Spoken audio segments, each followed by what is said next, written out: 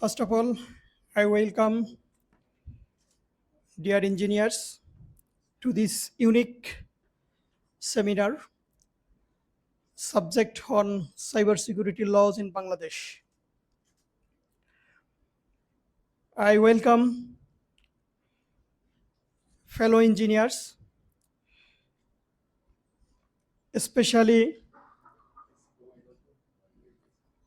IEB executive members and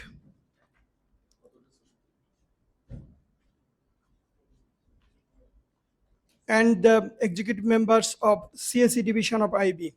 Myself, MD Rejaul Islam. Um, I I am around 20 years old, 20 years in cybersecurity field. I I graduated from uh, CSE division 2004 from Kuwait.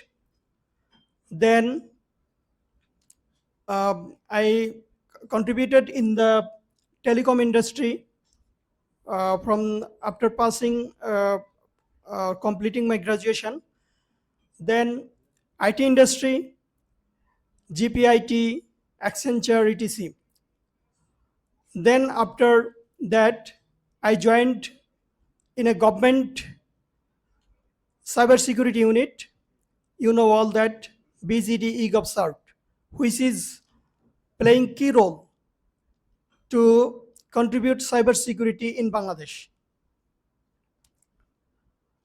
And along with that, I contributed to build some cybersecurity rules, norms, guidelines, and some strategy, cybersecurity national strategy in Bangladesh. So I contributed with that. So I am a fellow member of CSE division of IEB, and with this presentation, I will try to focus the cybersecurity laws in Bangladesh current status and the global perspective. So you can easily understand the gap between the global status and the Bangladesh status. And I think that you all, the fellow engineers, you all can advocate in cybersecurity. I think not all to be the cybersecurity expert, but law anyone can understand. But we need awareness. As Bangladesh, along with the globe, cybersecurity threats are increasingly evolving. So, to mitigate this threat, law, norms, guidelines, rules are very mandatory. You know, AI, ML, machine learning, artificial intelligence, with this tool, many advanced threats are evolving day by day. But if you can regulate this threat, you can regulate this threat with the law. Even the globe, even the world is struggling to mitigate this threat. But day by day, global unity. Suppose USA, Canada, European Union, day by day, they are making more advanced law. But definitely we are lacking behind. Most of the time we follow the global standard, but we are lacking behind. So I will focus on the gap, and especially I will focus the recently enacted Cyber Safety Ordinance, which was enacted in May 21 this year. I will focus on that particular ordinance. So let's go to our presentation. আমি প্রেজেন্টেশনকে একটু বাংলায় করি, বাংলায় আপনাদের বোঝার সুবিধার জন্য চেষ্টা করি। তো ফার্স্ট অফ অল হচ্ছে আমরা গ্লোবাল লগুলোর দিকে একটু এক নজর চোখ বুলিয়ে নিই। দেখেন, প্রথমে 2001 সালে বুদাপেস্ট কনভেনশন ডেভেলপ করা হয় অন সাইবার ক্রাইম 2001 সালে। সেটা ছিল প্রথম সাইবার ক্রাইমের উপরে একটা কনভেনশন, এবং এই কনভেনশন পৃথিবীর অনেক দেশেই এই কনভেনশন ফলো করে, সাইন করে, but Bangladesh is not still signatory of this convention, because এই সমস্ত কনভেনশনে সাইন করতে গেলে বাংলাদেশের নিজস্ব একটা প্রিপারেশন দরকার হয়, বাট আমরা স্টিল প্রিপারেশন ওই লেভেলে নিয়ে যেতে পারি নাই। Recently UN convention on cyber crime 2024 সালে, গত বছর, সাইবার ক্রাইম কনভেনশন একটা ডেভেলপ করা হয়েছে, সেটা এখনো মানে চলমান, আলোচনা চলমান। এই ইউএনের এই কনভেনশনটা যখন ফাইনাল হবে তখন এর সদস্য দেশগুলোকে এটাকে সিগনেটরি হতে হবে। বাট এই কনভেনশনটা অনেক রিচ।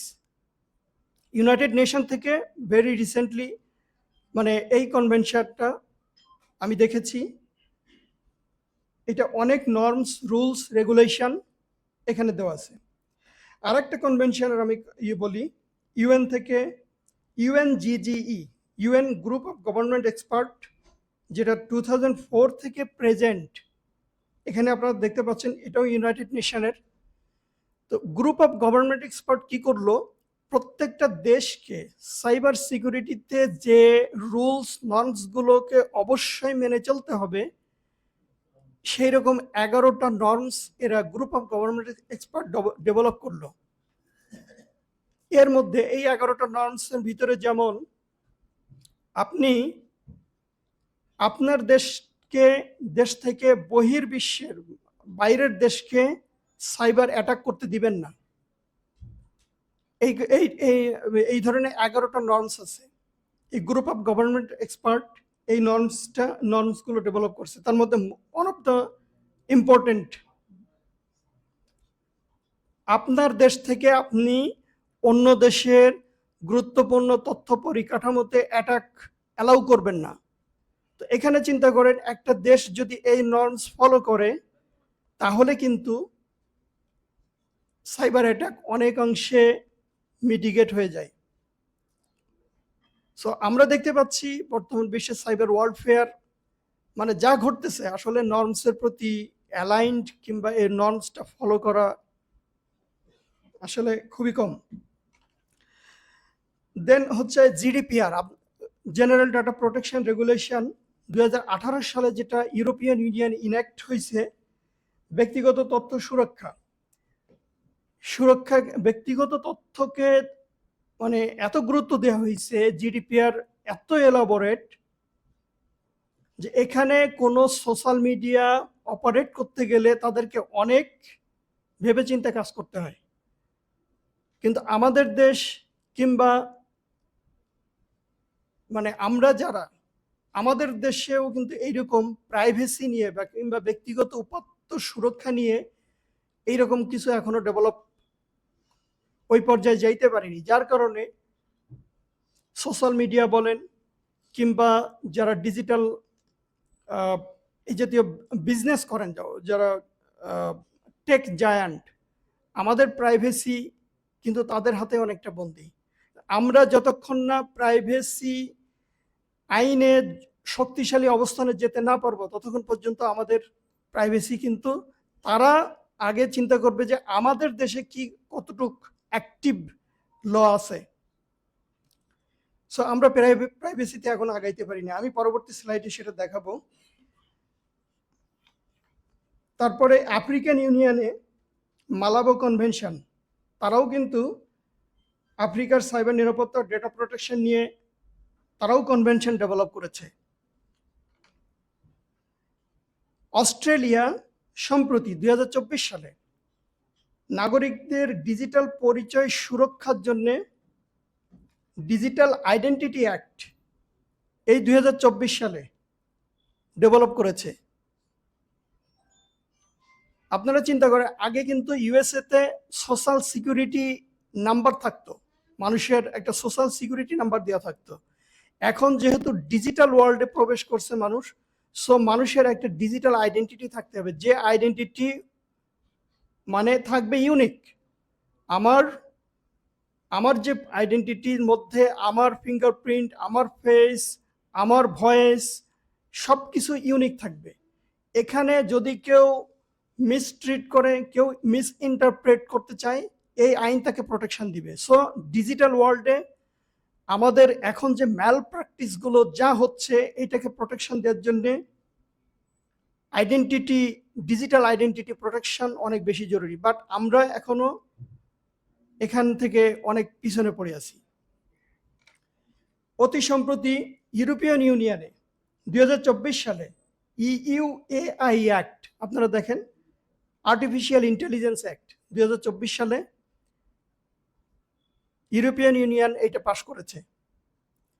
সো আর্টিফিশিয়াল ইন্টেলিজেন্স নিয়ে সাইবার ওয়ার্ল্ডে যে ম্যাল প্র্যাকটিসগুলো অলরেডি চলমান, এইটাকে আপনাকে মিটিগেট করতে হলে এই আইনের বিকল্প নেই। অবশ্য আমাদের যে বর্তমান আইন, এবছরের 21শে মে যেটা এনাক্ট হলো, আমি দেখাচ্ছি, সেই আইনে কিছুটা এআই এর উপরে কিছুটা বলা আছে। তো আমরা এই যে ডিজিটাল আইডেন্টিটি, এটার উপরে আমি বললাম যে অস্ট্রেলিয়া সম্প্রতি আমাদের ডিজিটাল ওয়ার্ল্ডে আইডেন্টিটিকে ধরে রাখার জন্য, প্রোটেক্ট করার জন্য এবং যে কোনো থ্রেট থেকে এইটাকে মিটিগেট করার জন্য এই অস্ট্রেলিয়ার আইনটা সম্প্রতি হয়েছে। এর কতগুলো বৈশিষ্ট্য আছে, প্রোটেকশনটা কিভাবে দিবে দেখেন। এখানে কিন্তু কিছু প্রিন্সিপাল মেনে চলতে হবে। ডাটা প্রোটেকশন কিছু প্রিন্সিপাল থাকবে, এখানে একটা রেগুলেটরি অথরিটি থাকবে, তারপরে পার্সোনাল ডাটা কোনগুলো সেন্সিটিভ, কোনগুলো ক্রিটিক্যাল, কোনগুলো নর্মাল, এগুলো ডেফিনেশন ওখানে দেওয়া থাকবে। সো ফলে এই বিষয়টা চিন্তা করেন যে এই ধরনের একটা ল যদি বাংলাদেশে পাশ হয়, তাহলে এই যতগুলো ডিজিটাল বেসড যে কোম্পানি কিংবা অর্গানাইজেশন যারা নাগরিকদের ডিজিটাল ডাটা নিয়ে কাজ করে, এই আইন পাশ হলে এর সাথে অ্যালাইন করতে গেলে আপনার সিস্টেম, আপনার টেকনোলজি সেইভাবে ডেভেলপ করতে হবে। আদারওয়াইজ এই ল আপনি ইমপ্লিমেন্ট করতে পারবেন না।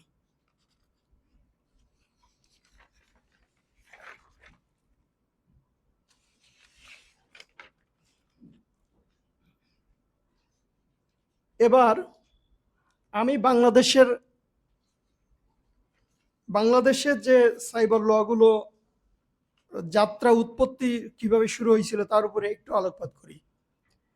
2006 সালে, নিশ্চয়ই বুঝতে পারতেছেন, গত রেজিমের তার আগের গভর্নমেন্ট 2006 সালে আইসিটি অ্যাক্ট প্রথম প্রণয়ন করা হয় এবং এই আইনটা ছিল অনেক বেশি এলাবোরেটিভ, অনেক এক্সটেন্সিভ এবং অনেক বিষয়ের ভিতরে কভার করা ছিল। কিন্তু এই আইনটাকে 2009 সালে এসে একটু শক্তিশালী করা হলো, ঠিক আছে। 2013 সালে এসে এখানে যুক্ত হলো 57 নম্বর ধারা, যেটা নিয়ে অনেক বিতর্ক তৈরি হলো এবং এই ধারার ইমপ্লিমেন্ট করতে যে নাগরিকদের উপরে হয়রানি এবং মত প্রকাশের স্বাধীনতা এমনভাবে বিঘ্নিত হলো যে তখন এই আইনটা অনেকে আইনের বিরুদ্ধে অনেক বেশি শক্তিশালী প্রতিবাদ হয়েছিল। তারপরে গভর্নমেন্ট কি করলো, 2018 সালে ডিজিটাল নিরাপত্তা আইন নামে এই আইনটা চালু করলো, যেখানে 57 ধারাকে নতুনভাবে সংজ্ঞায়িত করলো। কিন্তু বিতর্ক তখনও মানে ছেড়ে যায় নাই, কারণ এই আইনের, ডিজিটাল নিরাপত্তা আইনের অনেক বেশি অপপ্রয়োগ কিংবা অপব্যবহার অনেক বেশি হয়েছে। এর মাঝে ন্যাশনাল সাইবার সিকিউরিটি স্ট্র্যাটেজি একটা দেওয়া হলো, 5 বছর অন্তর অন্তর সাইবার সিকিউরিটি স্ট্র্যাটেজি, কিন্তু স্ট্র্যাটেজি আসলে ইমপ্লিমেন্টেশনে অনেক গ্যাপ থেকে গেল। তারপরে অনেক সমালোচনার মুখে, আপনারা জানেন সাইবার সিকিউরিটি অ্যাক্ট 2023 নামে আরেকটা আইন আসলো, জাস্ট আগের আইনটাকে একটু কিছু মানে আইওয়াশ বলা যায় আর কি। 2023 সালে আইনটা আসলো। এরপরে মানে মত প্রকাশের স্বাধীনতাকে এত বেশি দমন পীড়ন মানে চালানো হয়েছে, মত প্রকাশের স্বাধীনতাকে এত বেশি সংকুচিত করা হয়েছে। অনেক সাংবাদিক, আপনারা জানেন যে একজন সাংবাদিক মুশতাক আহমেদ আদালত মানে এই আইনে বন্দী হয়ে মানে জেলখানায় মৃত্যুবরণ করছে। তারপরে এই আইনের বাতিলের জন্য আবার বিতর্ক শুরু হলো। বর্তমান সরকার, ইন্টারিম সরকার আসার পরে সাইবার সেফটি অর্ডিন্যান্স বা সাইবার সুরক্ষা অধ্যাদেশ 21শে মে 2025 সালে এটা প্রণয়ন করা হলো। অনেক বেশি এলাবোরেটিভ এবং এখানে মানে শাস্তি কিংবা আমলযোগ্যতা, মানে অপরাধের আমলযোগ্যতা কিংবা এভিডেন্স, এই সমস্ত বিষয়াদি অনেক বেশি হালকা করা হলো এবং শাস্তিকে অনেক লঘু করা হলো আর কি। এর সাথে ব্যক্তিগত উপাত্ত সুরক্ষা অধ্যাদেশ, এইটা এখনো খসড়া পর্যায়ে আছে, মানে ড্রাফট করা হয়েছে নাগরিকদের মতামত দেওয়ার জন্য, এটা ওয়েবসাইটে ছাড়াও হয়েছিল, বাট এটা এখনো খসড়া। অতি সম্প্রতি national data management and interoperability ordinance কিংবা জাতীয় উপাত্ত ব্যবস্থাপনা ও আন্তঃপরিচালন অধ্যাদেশ, এইটা এখনো ওয়েবসাইটে হোস্ট করা আছে। 2রা অক্টোবর পর্যন্ত লাস্ট ডেট। এইটার একটা মতামত নাগরিকরা দিতে পারবে, এটা এখনো ওয়েবসাইটে হোস্ট করা। সো আপনারা চাইলে এর উপরে মতামত দিতেও পারেন। বাট এইটাই যে আন্তঃপরিচালনা, উপাত্ত ব্যবস্থাপনা মানে ডাটা, আমাদের ডাটা সেফটি, এবং সেটাকে এক ডিপার্টমেন্ট থেকে আরেক ডিপার্টমেন্ট, আপনারা জানেন যে সরকারের যে মাল্টিপল ডিপার্টমেন্ট, তার ভিতরে এক ডিপার্টমেন্ট আরেক ডিপার্টমেন্টের ডাটা শেয়ারিং, এইটা যাতে কোনোভাবে ক্ষতিগ্রস্ত না হয় কিংবা কোনো জায়গা থেকে যেন একজন আরেকজনের সাথে ট্রাস্টেড ওয়েতে ডাটা শেয়ার করতে পারে, ঠিক এই জন্যে এই আইনটা এখনো ড্রাফট, বাট খুব তাড়াতাড়ি এটা হয়তো হয়ে যাবে, পাস হয়ে যাবে। তো আমরা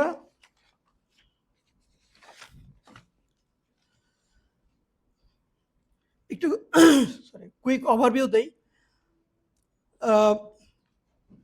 তথ্য প্রযুক্তি আইন 2006, এখানে এটা বাংলাদেশের প্রথম সাইবার আইন। এখানে যে সমস্ত মানে সাইবার থ্রেটগুলোকে মিটিগেট করার জন্য দেওয়া হয়েছিল, মানে অ্যাড্রেস করা হয়েছিল, হ্যাকিং কিংবা ভুয়া তথ্য প্রচার, ইলেকট্রনিক প্রতারণা, কম্পিউটার ভাইরাস ছড়ানো ইত্যাদি শাস্তির বিধান করা হয়।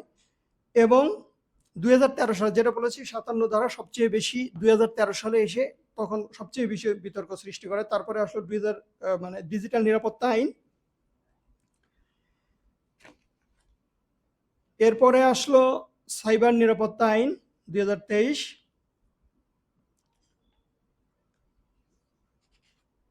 এখন বাংলাদেশে ব্যক্তিগত উপাত্ত সুরক্ষার জন্য যেটা এখনো ড্রাফট পর্যায়ে, পার্সোনাল ডাটা প্রোটেকশন অর্ডিন্যান্স। এই অর্ডিন্যান্স আমাদের ডাটা প্রোটেকশন জন্য কিছুটা সুরক্ষা, এটা যদি পাস হয়, বাট আমাদের infrastructure still not ready to implement this law. আপনারা জানেন আমরা জিডিপিআর কিন্তু ইউরোপিয়ান ইউনিয়নে অলরেডি 18 সালে তারা যখন পাবলিশ করে, আমরা জিডিপিআর থেকে এখনো পিছনে পড়ে আছি। যার কারণে আমাদের বাংলাদেশের কোনো ইন্ডাস্ট্রি যদি ইউরোপের সাথে বিজনেস করতে যায়, জিডিপিআর একটা ফ্যাক্টর হয়ে দাঁড়ায়।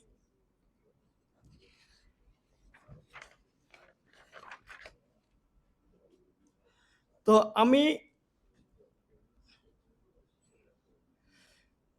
এই যে ওভারভিউটা তুলে ধরলাম একটা গ্লোবাল পার্সপেক্টিভ এবং বাংলাদেশে 2006 থেকে 2013 পর্যন্ত এই যে আইনের পরিক্রমা, মানে বারবার চেঞ্জ এবং এখন যে পর্যায়ে এসে দাঁড়িয়েছে, এখনো পর্যন্ত আমরা অনেক পিছনে পড়ে আছি।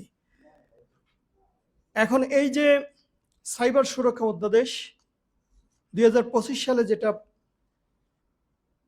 পাশ হলো, আমি তার উপরে একটু আলোকপাত করব আজকের সেমিনারে, বিশেষ ফোকাস দিব। এটা প্রথমে কি হলো, 2013 সালের সাইবার নিরাপত্তা 2023 সালের সাইবার নিরাপত্তা আইনকে রহিত করা হলো। এখানে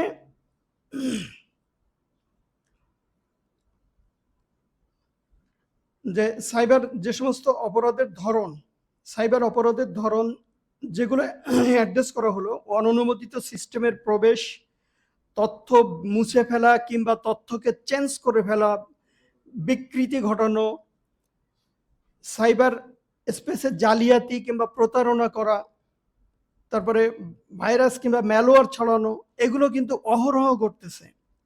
বাট আমাদের যে এরকম একটা আইন আছে, এর কিন্তু ইমপ্লিমেন্টেশন ওই পর্যায়ে নাই। যেহেতু আমরা সচেতনতার অভাব, সেই কারণে অনেকেই এই আইন থাকার পরেও মানে এইটার যে মানে কেস লগ করা কিংবা মামলা দেওয়া, আসলে নাগরিকরা সাধারণত এগুলোতে খুব একটা আগ্রহী হয় না, না জানার কারণে। কিন্তু যে সমস্ত সাইবার ক্রাইমগুলো ঘটতেছে, আপনারা খেয়াল করলে দেখবেন যে এখানে ম্যাক্সিমাম ক্রাইমের প্রোটেকশন এই লতে দেওয়া হয়েছে। তো এখানে শাস্তির বিধান রাখা হয়েছে। আর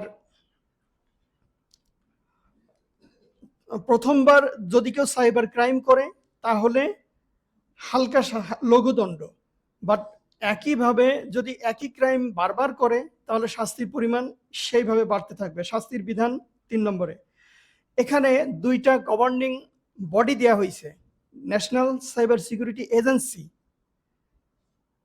আপনারা দেখতে পাচ্ছেন ন্যাশনাল সাইবার সিকিউরিটি এজেন্সি এনসিএসএ একটা বডি দেওয়া হয়েছে, যে বডিটা সাইবার সিকিউরিটি নিয়ে বাংলাদেশকে রেগুলেট করবে। কিন্তু এই এনসিএসএ সাথে অন্যান্য যে অর্গানাইজেশনগুলো আছে, তারা যদি কোলাবোরেশন ঠিকমতো না করে, এনসিএসএ ঠিকমতো ফাংশন করতে পারবে না। আমি এখানে স্পেশালি উল্লেখ করতে চাই, IB can play a very important role in this respect. Computer emergency response team, যেটা আমরা বর্তমানে যেখানে কাজ করতেছি, এটাকে শক্তিশালীকরণ করা হয়েছে। আরেকটা উইং এখানে উল্লেখ করি, ন্যাশনাল সিকিউরিটি কাউন্সিল নামে একটা বডি আছে এই সাইবার সুরক্ষা অধ্যাদেশ। সিকিউরিটি কাউন্সিলের চিফ হচ্ছে আমাদের চিফ অ্যাডভাইজার কিংবা প্রাইম মিনিস্টার, যিনি আসবেন তিনি থাকেন। ওনারা বছরে বছরে কিংবা একটা নির্দিষ্ট সময় পর পর ওনারা দেশের সাইবার সিকিউরিটি স্ট্যাটাস নিয়ে তারা আলোচনা করেন। মেন ইমপ্লিমেন্টেশন বডি আমরা বলতে পারি ন্যাশনাল সাইবার সিকিউরিটি এজেন্সি, এনসিএসএ।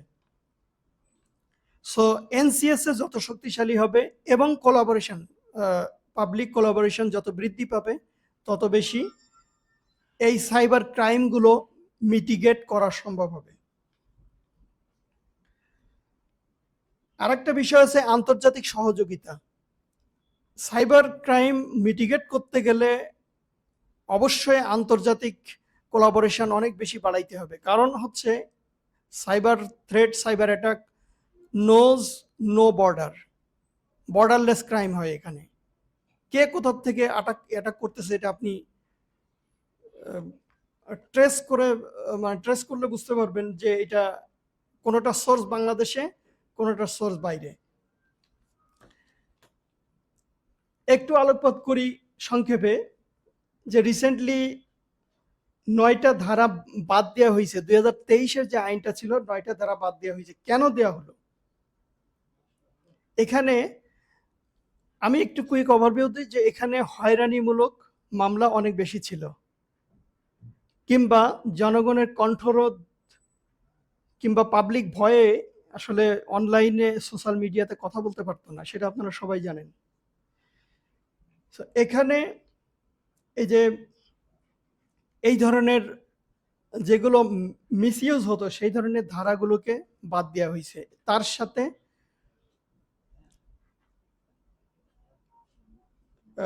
নতুন যে আইনটা আসছে, নতুন আইনে আসলে এই ধারাগুলোকে বাদ দিয়ে যাতে মানুষ স্বাধীনভাবে মতামত প্রকাশ করতে পারে সেরকম বিষয় সংযুক্ত করা হয়েছে।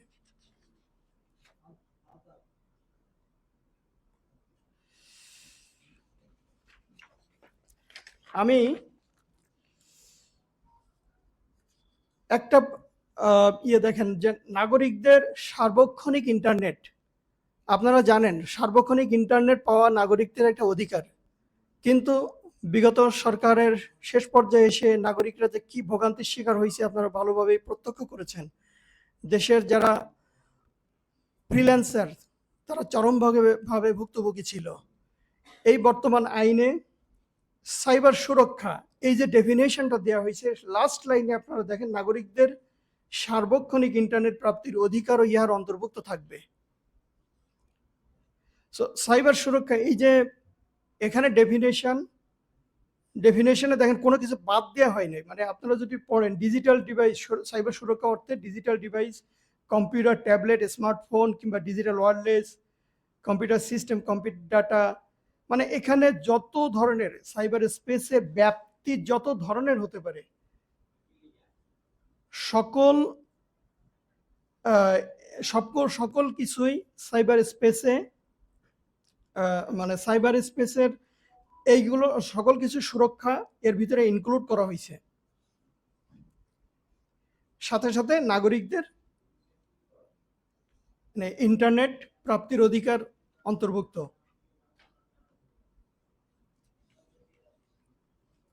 আমি সাইবার স্পেসের কথা বললাম যে ডিজিটাল ডিভাইস এবং নিত্য নতুন যেখানে ডাটা তৈরি হয়, ম্যানুপুলেট হয়ে ডাটা, যেখানে নতুন ডাটা তৈরি হয় এআই দিয়ে, আপনারা জানেন যে জেনারেটিভ এআই দিয়ে ডাটা নতুন করে জেনারেট করা যায়, ম্যানুপুলেট করা যায়। সো এই সকল ধরনের বিষয়কে এই ডেফিনেশনে অন্তর্ভুক্ত করা হয়েছে। আপনারা যে প্রেজেন্টেশন পেয়েছেন, প্রেজেন্টেশনটা বিস্তারিত কিংবা এই ল তো অবশ্যই ওয়েবসাইটে অ্যাভেলেবেল। আরেকটা উল্লেখযোগ্য বিষয়, আপনারা জানেন যে আমাদের নারী এবং বিশেষ করে নারী সমাজ সাইবার ওয়ার্ল্ডে অনেক বেশি ভিকটিমের শিকার। বুলিং থেকে শুরু করে এমন কিছু স্পর্শকাতর বিষয়ে তারা আসলে মুখ খুলে কিছু বলতে পারে না। অনেক অনেক ভিকটিম তারা রিপোর্ট পর্যন্তও করে না, অথচ তাদের একটা ভালো প্রোটেকশন কিন্তু এই আইনে দেয়। নতুন যে টার্মগুলো, এই যে রিভেঞ্জ পর্ন, সেক্সটর্শন কিংবা যৌন হয়রানি, এগুলো পূর্বের আইনে ছিল না। খুব ভালো এলাবোরেটিভ, আপনারা যদি পড়ে দেখেন যে কেউ কারো অন্তরঙ্গ ছবি আগে কিন্তু থ্রেড দিয়ে খুব মানে ডেলিভারেটলি ওয়েবসাইটে কিংবা ফেসবুকে পাবলিশ করে দিত, অনেকের জীবনও চলে গেছে শুধু এই হুমকি মুখোমুখি হয়ে, কিন্তু তারা মুখ খুলতে পারে নাই। এখন আমরা সচেতনভাবে যদি মানে যারা এই ধরনের ভিকটিম হয় তাদেরকে প্রোটেকশন দিয়ে অন্তত যদি তাদেরকে আইনের সুরক্ষাটা দিতে পারি, অন্তত অকালে অনেকেই আত্মহত্যার দিকে মানে ঝুঁকবে না। সো আমাদের সচেতনতা দরকার, এর ইমপ্লিমেন্টেশন অনেক বেশি দরকার।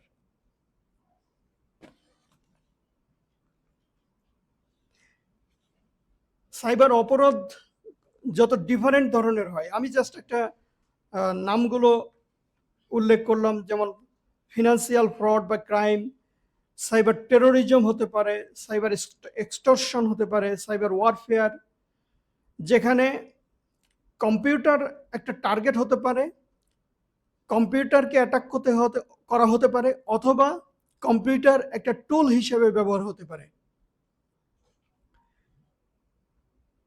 তারপরে ম্যালওয়্যার ডিসেমিনেশন, আপনার ম্যালওয়্যার ছড়িয়ে দেওয়া হতে পারে বিভিন্ন উপায়ে, সেটা আমরা পরবর্তী একটা দেখব কত ডিফারেন্ট ওয়েতে আপনার নেটওয়ার্ক কিংবা কম্পিউটারে ম্যালওয়্যার ছড়িয়ে পড়ে।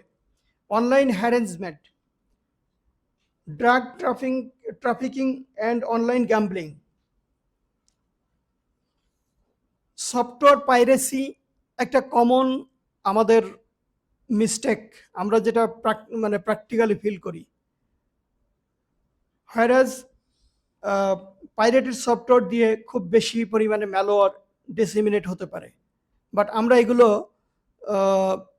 মানে আমাদের বিশেষ করে অর্গানাইজেশনে এই প্র্যাকটিসটা খুবই কম।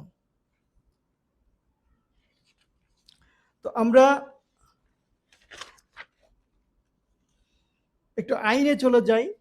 দেখেন এখানে অতিরাষ্ট্রিক প্রয়োগ 4 নম্বর ধারা আইনে অতিরাষ্ট্রিক প্রয়োগে কি প্রোটেকশন দেওয়া হয়েছে। বাংলাদেশ থেকে যদি কেউ দেশের বাইরে অ্যাটাক করে সেটারও প্রোটেকশন দেওয়া আছে। ইভেন দেশের বাইরে থেকে যদি কেউ সরি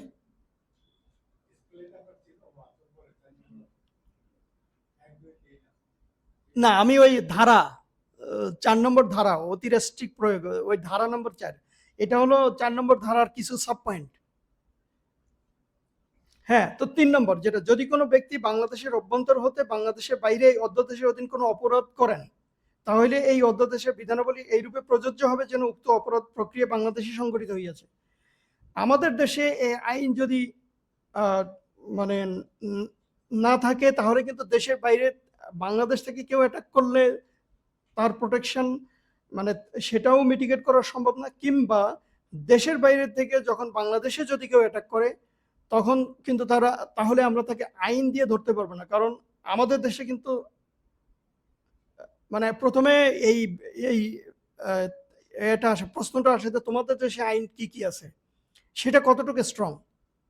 সো আইনের অতিরাষ্ট্রিক প্রয়োগ, এখানে 3টা সাব পয়েন্ট আছে, দেশের বাইরে থেকে কিংবা দেশের ভেতর থেকে। আপনারা ক্লিয়ারলি এটা পড়লে বুঝতে পারবেন। গুরুত্বপূর্ণ তথ্য পরিকাঠামো, সরি, এর মধ্যে আরেকটা বিষয় আছে, কন্টেন্ট ব্লক। আপনারা জানেন যে অনলাইনে অফেন্সিভ বিষয়াদি ব্লক করার একটা বিষয় মানে এই আইনে দেওয়া আছে। কন্টেন্ট সরকার চাইলে ব্লক করতে পারে, কিন্তু এই ব্লক করা বিষয়াদি আদালতের অনুমোদন নিতে হবে। আগে কিন্তু অনেক বিষয় বিগত গভর্নমেন্টের অনেক বিষয় ওয়েবসাইট থেকে কিংবা ফেসবুক থেকে ব্লক করা হয়েছে, বাট বর্তমান আইনে যেটা স্ট্রিক্টলি বলা আছে, কন্টেন্ট অপসারণের 72 ঘন্টার মধ্যে কর্তৃপক্ষকে আদালতের অনুমোদন নিতে হবে। এই বিষয়টা অতি গুরুত্বপূর্ণ। কিন্তু যদি আদালত অনুমোদন না দেয়, তাহলে এই কন্টেন্ট পুনরায় স্থাপন করতে হবে, এবং অপসারণ করা যে কন্টেন্টটা অপসারণ করা হবে সেটা জনগণকে জানাতে হবে। এটা আইনের ভাষা। সো এখানে কিন্তু সরকার জনগণকে জানাতে বাধ্য।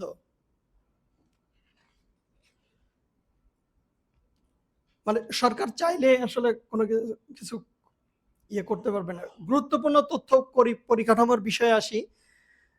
আপনারা জানেন যে 35টা অর্গানাইজেশনকে এ যাবৎ সিআইআই বা গুরুত্বপূর্ণ তথ্য পরিকাঠামো হিসেবে ঘোষণা করছে। এখন এই 35টা সিআইআই যখন ঘোষণা হয়েছে, এটা কিন্তু প্রতি বছর একবার করে এই মানে এই অর্গানাইজেশনকে হালনাগাদ করা আইনে বিধান রাখা হয়েছে, কিন্তু এখনো পর্যন্ত আসলে এটা রিভাইজ আর হয় নাই। সো এটা মানে পরিস্থিতির আলোকে এই সিআইআই আপনারা দেখতে পাচ্ছেন লিস্ট, এখানে আমি সবগুলো আনি নাই, বাট ওয়েবসাইট আছে 35টা অর্গানাইজেশন। এখানে আমি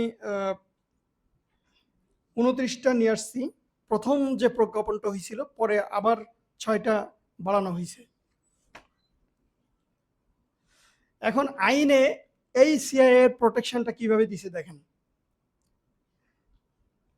এই যে মানে 17 নম্বর ধারা, গুরুত্বপূর্ণ তথ্য পরিকাঠামোতে বেআইনি প্রবেশ বা হ্যাকিং। এই সিআইএ এর ভিতরে যদি কেউ প্রবেশ করে বেআইনি ভাবে, কোনো ক্ষতি করে নাই, শুধু প্রবেশ করছে, সেটাও একটি অপরাধ, এবং এই অপরাধের শাস্তি কিন্তু অনেক বেশি। বেআইনি প্রবেশ করেন মানে 17 নম্বর ধারা, বেআইনি প্রবেশ করেন বা বেআইনি প্রবেশের মাধ্যমে computer device, computer system, electronic system ইত্যাদিতে বহু কিছু আছে এর মধ্যে, কিংবা এআই এজেন্ট দিয়ে, কৃত্রিম বুদ্ধিমত্তা এজেন্ট দিয়ে কোনো নতুন ডাটা উৎপাদন করেন বা কোনোভাবে ক্ষতি সাধন করেন, বা কম্পিউটার সোর্স কোড গোপন, ডিস্ট্রয় কিংবা চেঞ্জ করেন, তাহলে এটা একটি দণ্ডনীয় অপরাধ, এবং এই অপরাধের শাস্তি অনেক বেশি। 18 নম্বর ধারা, এটা সিআইআই ছাড়া যে কারো কম্পিউটারে,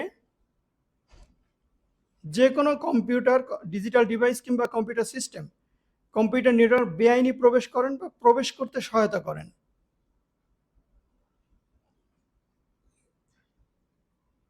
তার মানে নিজে প্রবেশ করেছেন কিংবা অন্য কাউকে প্রবেশ করতে সহায়তা করছেন। আপনার কম্পিউটার ব্যবহার করে কেউ যদি আরেকটা সিআইআইতে কিংবা একটা অর্গানাইজেশনে কেউ অ্যাটাক করে, তাহলে আইনের ভাষায় আপনিও কিন্তু অপরাধী। এই কারণে আমাদের সচেতনতা কোন লেভেলের দরকার, যে আমার কম্পিউটারে যেন কোনো ম্যালওয়্যার কিংবা কেউ ইন্টেনশনালি আমার কম্পিউটার যেন ব্যবহার করতে না পারে, খারাপ উদ্দেশ্যে যেন ব্যবহার করতে না পারে, সেজন্য আমার কিন্তু সচেতনতা এখানে দরকার আছে।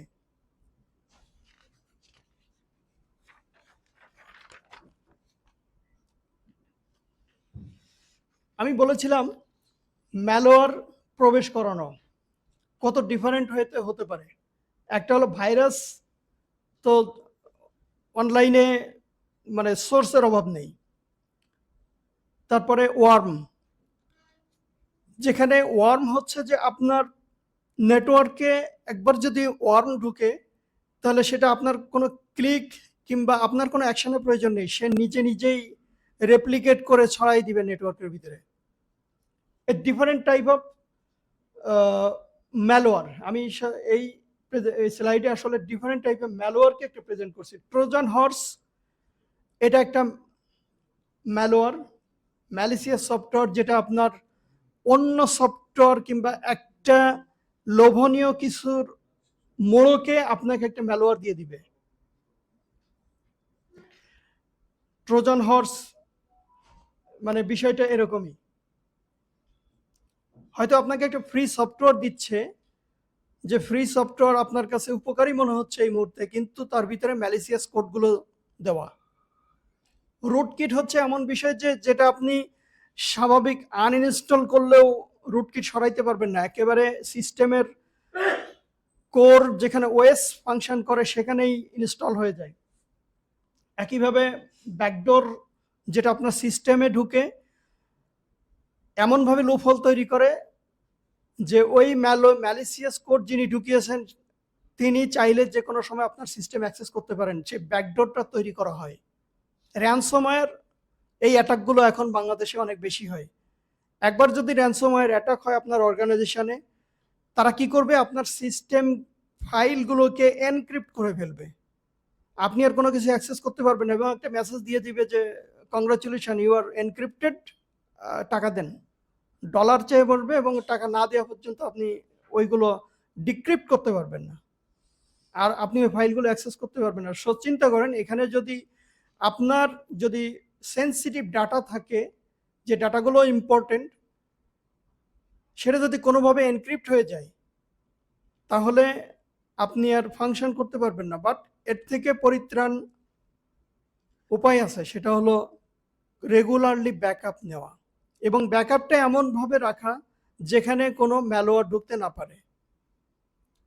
আমরা সাধারণত এই র্যানসমওয়্যার অ্যাটাকের প্রোটেকশনে একটা গাইডলাইন আছে। আমি একটু সামনের দিকে আগাই। কম্পিউটার স্পেস কিংবা ভৌত মানে সাইবার স্পেসের ভৌত অবকাঠামো ইত্যাদি ক্ষতি সাধন 19 নম্বর ধারা, মানে ভ্যান্ডালিজম করা কিংবা ভেঙে দেওয়া, ডিস্ট্রয় করে দেওয়া, মানে ফিজিক্যালি আসা, মানে ফিজিক্যালি ভেঙে চড়ে দেওয়া আর কি, এইটার প্রোটেকশন 19 নম্বর ধারা।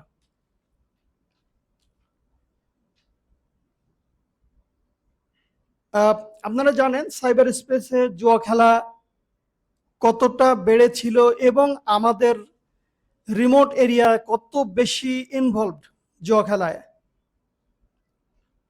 অনেক ইন্টারেস্টিং নিউজ আমরা দেখেছি বাংলাদেশে, বিশেষ করে রিমোট এলাকায় মানে জুয়া খেলার এমনভাবে সিস্টেম স্থাপন করেছে যার হেডকোয়ার্টার হচ্ছে রাশিয়া, এবং এমন কিছু এক্সপার্ট তারা এই জুয়ায় জড়িত, তারা রাতারাতি ফুলে ফেঁপে অনেক বেশি অনেক টাকার মালিক হয়, কিন্তু তার সাথে আশেপাশে যারা জড়ায় তারা সর্বোচ্চ খুইয়ে ফেলে।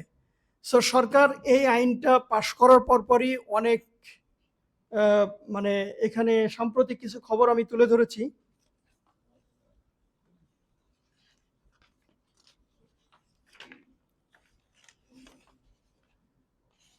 এখানে সরকার অনেক ইয়ে করছে, মানে জুয়া খেলার অনেক ওয়েবসাইট বন্ধ করেছে, এবং যে সমস্ত অ্যাকাউন্টগুলো ব্যবহার করে এই মানে জুয়া খেলার প্রচলন হয়েছিল অ্যাকাউন্টগুলো সিজ করা হয়েছে। বাট এখানেও আমাদের সচেতনতা অনেক বেশি দরকার। সরকার এটাকে অ্যাকশন নিচ্ছে। ইভেন আপনারা এর ডেফিনেশনেও যদি দেখেন যে আমাদের কিছু সেলিব্রিটি এই জুয়া খেলার মানে অ্যাডভার্টাইজমেন্টে তারাও ইনভলভ ছিল, এবং সেটাও আইনে বলা হয়েছে যদি কেউ প্রত্যক্ষ বা পরোক্ষভাবে প্রচার বা বিজ্ঞাপিত করেন, তা হইলে তিনি মানে সেটাও বিজ্ঞাপন দিলেও সেটাও একটি অপরাধ।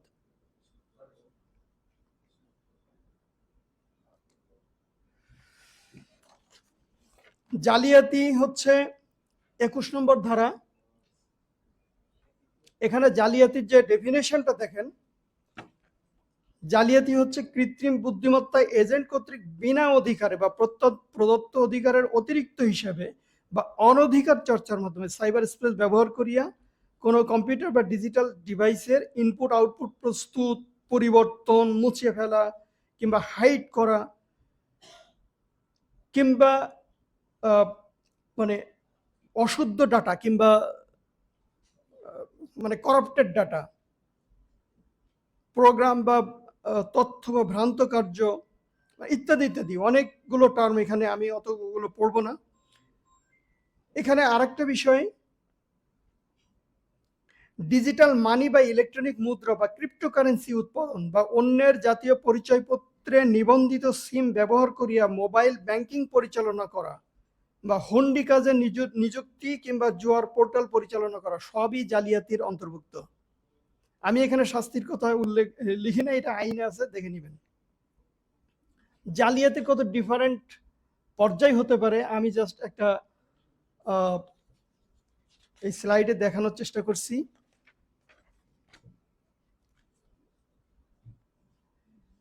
এরপরে আসে হলো প্রতারণা। আমরা কিন্তু অহরহ প্রতারিত হচ্ছি, কিন্তু আমরা আইনের কাছে আসলে আইনের সাহায্য নিতে খুব বেশি আগ্রহ বোধ করি না। এই প্রতারণার শিকার আমি নিজেও কিছুদিন আগে হয়েছি। এখানে দেখেন, সাইবার স্পেসে প্রতারণা অর্থ কোনো ব্যক্তি কর্তৃক ইচ্ছাকৃতভাবে জ্ঞাতসারে অনুমতি ব্যতিরেকে কোনো computer program, computer system, network, digital device কিংবা digital system, digital network, e commerce বা সামাজিক যোগাযোগ মাধ্যমের কোনো তথ্য পরিবর্তন, মুছে ফেলা, নতুন তথ্যের সংযুক্তি, বিকৃতি, আচ্ছা, তাহার নিজের বা অন্য কোনো ব্যক্তির আর্থিক বা অন্য কোনো সুবিধা চেষ্টা বা ক্ষতি করার চেষ্টা করা বা ছলনার আশ্রয় গ্রহণ করা। হোয়াটসঅ্যাপে ইদানিং কিন্তু ছলনার আশ্রয়ে অনেকেই হচ্ছেন না, অহরহ ঘটতেছে কিন্তু। হোয়াটসঅ্যাপ কুইকলি ক্লোন হয়ে যাচ্ছে এবং সাথে সাথে সার্কেলের ভিতরে টাকার চাইতেছে অনেক বেশি। টাকার অঙ্ক মানে রাতারাতি কেউ হয়তো মিসগাইড হয়ে যাচ্ছে, কিছু টাকা পয়সা দিয়ে যাচ্ছে, হয়তো 5-6 ঘন্টা পরে সেটা ডিসেবল। এটা কিন্তু প্রতারণার মধ্যে পড়ে। কিন্তু আমরা আইনের প্রোটেকশন নিচ্ছি কতজন? আমি নিজেও কিছুদিন আগে ভিকটিম হতে গেছিলাম। আমাদের এক বড় ভাই সিনিয়র, সম্ভবত পিডব্লিউডির রেজাউল করিম পদ্ম স্যার, ওনার আইডেন্টিটি ক্লোন হয়ে আমাকে কুইকলি ফোন দিচ্ছে। ঘটনাটা এরকম, আমাকে ফোন দিচ্ছে এবং ভয়েসটা ঠিক সেরকম। আমি তো ওনার সাথে ভয়েসটা অত বেশি পরিচিত না। ফোন দিচ্ছে এবং বলতেছে যে আমি কানাডায় আসছি, একটু দ্রুত প্রয়োজন, একটা হেল্প প্রয়োজন, তুমি আমাকে একটু হেল্প করো, আমার মানে করতে পারতেছি না, কানেক্ট করতে পারতেছি না। তো দেখি যে উনি আমার মানে হোয়াটসঅ্যাপে একটা লিঙ্ক পাঠাচ্ছে, তুমি এখানে ক্লিক করো দ্রুত। আমি তো মানে হঠাৎ কিং কর্তব্য বিমূঢ়, কি করব? আমি বলতেছি ভাইয়া please wait let me check.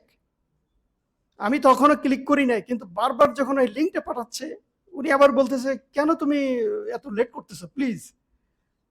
এরপরে আমি বুঝতে পারলাম যে না, বারবার যখন লিঙ্ক পাঠাচ্ছে এবং আমাকে ফোর্স করতেছে, দিস ইজ হ্যাকার।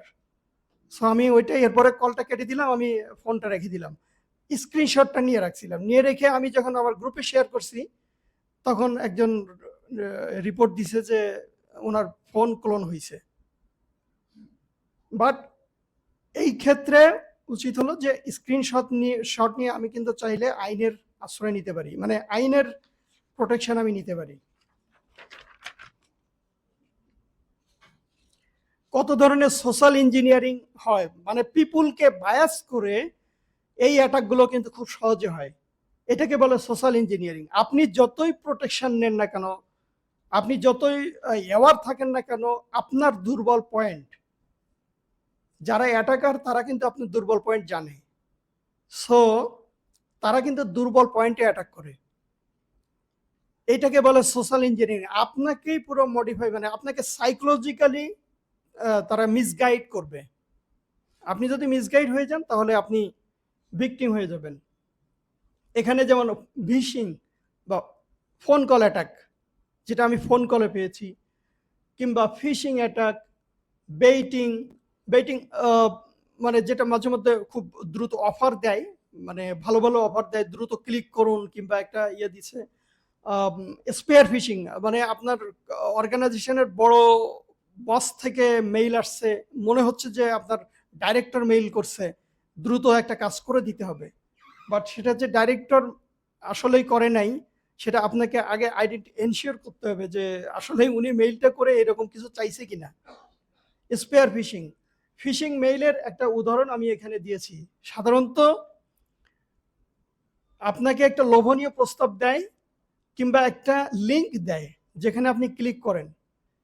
হোয়াটসঅ্যাপগুলোতে, আমি হোয়াটসঅ্যাপের উদাহরণ এখানে এক্সাম্পল, মানে কোনো পিকচার এখানে দেই নাই, যেমন ধরেন যে আপনার মানে 25তম অ্যানিভার্সারি অমুক ব্যাংকের একটা লিঙ্ক দিয়ে দিছে, এই অফার দেওয়া হচ্ছে, আপনি আপনার মানে রেজিস্ট্রেশনটা করেন, কিন্তু এই লিঙ্কটা কিন্তু ম্যালিসিয়াস। ইমেইলে সাধারণত আগে বেশি আসতো, এখন একটু মানুষ সচেতন হয়েছে, ইমেইল একটু চেক করে, কিন্তু হোয়াটসঅ্যাপে চেক করারও সুযোগ থাকে না। গ্রুপে দিয়ে দিল, অফারটা দিয়ে দিল, সাথে সাথেই ওইটা ক্লিক হয়ে যায়। মানে গ্রুপে থাকতে হলেও আসলে একটু সচেতনতা অত্যন্ত জরুরি, যে কে কোথা থেকে। মাঝে মধ্যে ইদানিং এমন দেখবেন যে মানে আপনি জানেন না, আপনার কাছ থেকে, আপনার মোবাইল থেকে ওই গ্রুপে মানে ম্যালিসিয়াস লিঙ্ক সার্কুলেট হয়ে গেছে, আপনি নিজেও জানেন না। তার মানে আপনার ফোনে someone is operating behind the scene. Terrorism কিন্তু একটা বড় থ্রেট। মানে একটা দেশ আর একটা দেশের বিরুদ্ধে সাইবার অ্যাটাক, এখন একটা সাইবার ওয়ারফেয়ার মানে গ্লোবালি অনেক বেশি চলছে। প্র্যাকটিক্যালি আপনারা দেখতে পাচ্ছেন যে রাশিয়া ইউক্রেন যুদ্ধে যে পরিমাণ সাইবার ওয়ারফেয়ার হয়েছে, ইভেন গাজাতে এখন যে অভিযান পরিচালনা করতেছে, এখানেও সাইবার অ্যাটাকগুলো, সাইবার এর মাধ্যমে, ড্রোনের মাধ্যমে এখানে অ্যাটাকগুলো হচ্ছে রিমোটলি। রিসেন্টলি ইরানে যে অ্যাটাকগুলো হয়েছে, ইরানের যে নিউক্লিয়ার পাওয়ার প্ল্যান্টকে পর্যায়ক্রমে ধ্বংস করা হয়েছে, এটা 2010 সাল থেকে শুরু। তাদের সায়েন্টিস্ট, সর্বশেষ তাদের সায়েন্টিস্টকে হত্যা, এর মধ্য দিয়ে মনে হয় সর্বশেষ আমরা এই অবস্থা দেখছি। সন্ত্রাসী, এটা হলো সাইবার টেরোরিজম।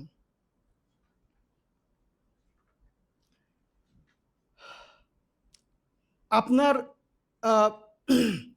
ই ট্রানজাকশন কিংবা ব্যাংক, এই জাতীয় ক্রাইমগুলো সাধারণত ব্যাংকিংয়ে হয়। আপনার account, online account, banking online account ব্যবহার করে যদি কেউ ট্রানজাকশন করে, আপনার অনুমতি ব্যতি রেখে করে ফেললো, কিংবা কোনোভাবে আপনার অ্যাকাউন্টের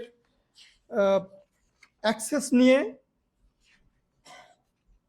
এই ট্রানজাকশনটা করে ফেললো, তাহলে আইনের ধারা 24 মোতাবেক এটা একটা ক্রাইম। আমি এর ব্যাখ্যাটা দিয়েছি এর আগেই, যে নারী ও শিশুদেরকে প্রোটেকশনের জন্য এখানে একটা ইউনিসেফের একটা ডাটা দেখেন যে সোশ্যাল মিডিয়া ব্যবহার করে কত পার্সেন্ট, 51%, মোট জনসংখ্যার 51% সোশ্যাল মিডিয়া ব্যবহার করেন। তার মধ্যে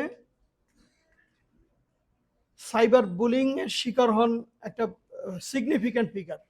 কিন্তু যারা এই সাইবার বুলিং এর শিকার হন, তারা আসলে আইনের কাছে আসতে চান না, কিংবা লোক লজ্জার ভয়ে তারা নিজেকে লুকিয়ে ফেলেন, কিংবা অনেকেই আত্মহত্যাও করেন। এরকম ঘটনাও অহরহ ঘটতেছে। আমাদের সচেতনতা এই জন্য জরুরি যে আইন তাদেরকে প্রোটেকশন দিয়েছে। ধর্মীয় কিংবা জাতিগত বিষয়ে সহিংসতা বা ঘৃণা ও বিদ্বেষমূলক তথ্য প্রকাশ, 26 নম্বর ধারা। এখানে আপনারা জানেন যে এর আগে মানে ধর্মীয় বিষয়াদি, স্পর্শকাতর বিষয়াদি নিয়ে আসলে সাইবার স্পেসে অনেক বেশি কথাবার্তা হতো। বাট আইনের পরে এই আইনটা মানে 2018 সালের থেকে আসলে কিছুটা কমে গেছে। বাট 18 সালের আগ পর্যন্ত আমরা দেখেছি সেন্সিটিভ ধর্মীয় বিষয়াদি নিয়ে কত পরিমাণ কন্টেন্ট তৈরি হতো। আরেকটা বিষয় গুরুত্বপূর্ণ, অনেক বেশি আলোচনা সমালোচনা হয় যে গ্রেপ্তারি পরোয়ানা ব্যতি রেখে তল্লাশি, জব্দ এবং গ্রেপ্তার। আপনি যদি মানে হ্যাকার যারা কিংবা সাইবার অ্যাটাক যারা করেন, আপনাকে যদি পুলিশ সাসপেক্ট করে, তাহলে তারা গ্রেপ্তারি পরোয়ানা ছাড়াই আপনাকে গ্রেপ্তার করতে পারে। এটা বর্তমান আইনেও আসলে এই প্রভিশনটা রাখছে। বাট এখানে একটা কথা রাখা হয়েছে, একটা যে প্রোটেকশনটা আগে ছিল না, আমি জাস্ট ওইটুকু উল্লেখ করতেছি যে 35 নম্বর ধারা 2-এ দেখেন, তল্লাশি সম্পন্ন করিবার পর পুলিশ অফিসার তল্লাশি পরিচালনার প্রতিবেদন ট্রাইব্যুনালের নিকট অনতিবিলম্বে দাখিল করবেন। এর অধীন ব্যক্তিকে গ্রেপ্তার করিবার পর পুলিশ অফিসার সংবিধানের 33 অনুচ্ছেদ অনুযায়ী উক্ত ব্যক্তিকে অনতিবিলম্বে বা যাতায়াতের সময় ব্যতীত অনধিক 24 ঘন্টার মধ্যে নিকটস্থ ম্যাজিস্ট্রেট বা ট্রাইব্যুনালে হাজির করবেন। সো যদি গ্রেপ্তারি পরোয়ানা ছাড়াও আপনাকে সাসপেক্ট করে পুলিশ নিয়ে যায়, 24 ঘন্টার মধ্যে ট্রাইব্যুনালে, সাইবার ট্রাইব্যুনাল কিন্তু একটা বিশেষ মানে সাইবার অপরাধের সমস্ত বিচার হবে সাইবার ট্রাইব্যুনালে। বাংলাদেশে একটা সাইবার ট্রাইব্যুনাল এবং একাধিক সাইবার ট্রাইব্যুনাল আছে, এবং আপিল ট্রাইব্যুনাল একটা। সো ট্রাইব্যুনালে বিচার হবে আর কি। সো আমি আমার উপস্থাপনা শেষ করতে চাই। আপনাদের যদি কোনো প্রশ্ন থাকে আমি চেষ্টা করব, বাট আমি যদিও আইনি বিশেষজ্ঞ নই, বাট আমি সাইবার বিশেষজ্ঞ হিসেবে আমার স্কোপের ভিতরে আমি অ্যান্সার দেওয়ার চেষ্টা করব। ধন্যবাদ। আসসালামু আলাইকুম।